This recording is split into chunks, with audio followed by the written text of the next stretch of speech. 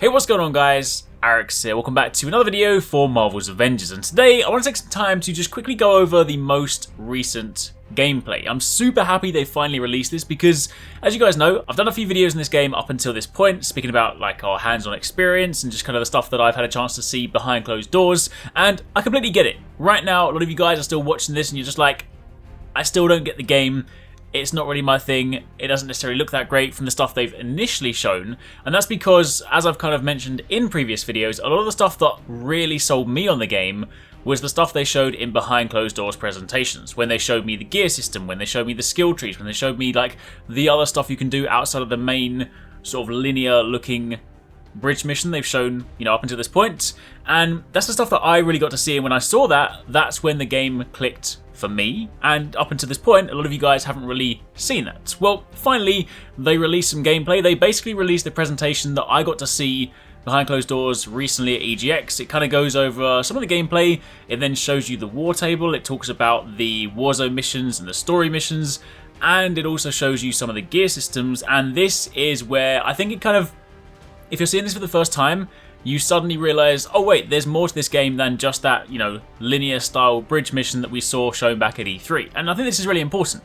I completely get that right now, maybe it's one of those kind of games that until you go hands-on, you won't really know if you like it yourself or not. And that's completely cool, right? Ultimately, I just want to take some time to talk about the stuff that I think is really interesting in this game. So if we kind of jump forward, obviously you'll see that the war table is something you will encounter as you're playing throughout the game. When you do start to, say, band back together, and you try and sort of, you know, progress towards the, you know, the all-important missions, this is basically going to be your hub point. This is a kind of an abandoned air carrier or something like that, and this basically becomes your home base throughout the campaign. Now, of course, this is where you're going to go to pick up your story missions, pick up your Warzone missions. When you actually look at the Warzone table, you'll see that it's typically just a zoomed in version of the kind of region you're in, but this can be zoomed out, so it can zoom out, say, you know, initially into areas within America, then you can zoom out even further to see the world map, and you can get to the point where you can actually go and embark on missions anywhere around the world. Of course, on top of that, there's also a ton of the gear stuff, so if we jump forward to that, you can see that there is the costume level stuff, which is the stuff they showed to begin with. So,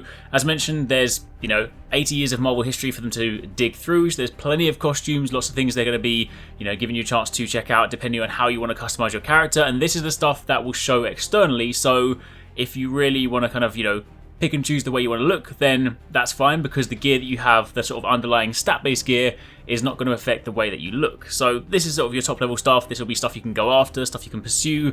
This is some of the stuff they said they will sell at some point, so there will be, you know, some microtransactions in there, but they have specifically said that will always only be, say, cosmetic stuff. Everything else is going to be completely free, which is completely fine. On top of that, they also do have the actual stat-based gear system, and this is where things get interesting. It's kind of a almost sort of Destiny-inspired UI, and you know, you've got this sort of like typical circular cursor over it. You've always got the player card at the top with that sort of power level, the background for it, obviously your progress through your levels and stuff. So, you know, there are some nice similarities here, but when you actually look at the gear, you can start to sort of see some of the stuff that you can do with these different items. Not only do you, of course, have different gear pieces for different slots, so you have, say, your melee gear for your gauntlets, you have chest pieces, legs, waist, that kind of stuff. But as you get to the different rarities, you go through the kind of simple uncommon stuff to the more common, rare, legendary. They have loads of different rarities, but some of the better items then have perks that you can unlock. So you'll initially kind of get an item and then you can kind of, you know, run with it for a little bit, but then there's also progression within that item. You know, you think typically about these sort of loot-driven games, normally you just pick up an item, you know, you might use it, you might fine-tune it for a little bit, and then something else drops and then you kind of move on. And obviously you will still get that in this game, but the fact that there's also progression within items is actually quite interesting. You know, there'll be a resource requirement, an item that you need to go out and farm, and you can then use that to unlock different perks on that particular item. So if you get something that you do really like, and you're like, well, this could be even better if I go off and farm that and upgrade it, then there's obviously that really cool component to it. It obviously gives you something to pursue. But on top of that, there are also set bonuses. They did mention that if, say, you collect a load of like Stark Industries things and you have them combined together, they too will yield different bonuses. So you get a look at some of the gear stuff and you get an understanding that as you progress through the game, there'll be more stuff for you to farm. This is the sort of stuff you might go after when you do Warzone missions. You might complete them, you'll get the different rewards, so you can of course use that to target items that you want to go after. And keep in mind that your character, you know, the progress you do will pass between the different story missions and the Warzone stuff, so even when you're doing the solo only stuff, you will still be taking your character with you, and then that can of course work back to when you do the multiplayer stuff for the Warzone missions. You can of course see very briefly the skill tree options as well. You'll notice here they don't kind of show too much. I got to see a little bit more in the sort of behind closed doors presentation where they scanned over a few more options, but you can see there's quite a few different things here. You have options for, say, your melee options, for like repulsor, for laser when they're looking specifically at Iron Man, but you'll also notice at the top there are different tabs as well. You have the primary tab, the speciality tab, capability and utility. They mentioned of course there are loads of different things that you can tweak here. There are also things they haven't even spoken about just yet, which are things like passives and other buffs you can get outside of just the regular core abilities, but the fact that you can augment these different things means that you're not just stuck with the default options for those different characters. There is of course a lot of customization here based on the way that you like to use your character, and that will then of course synergize nicely with the gear you can obtain.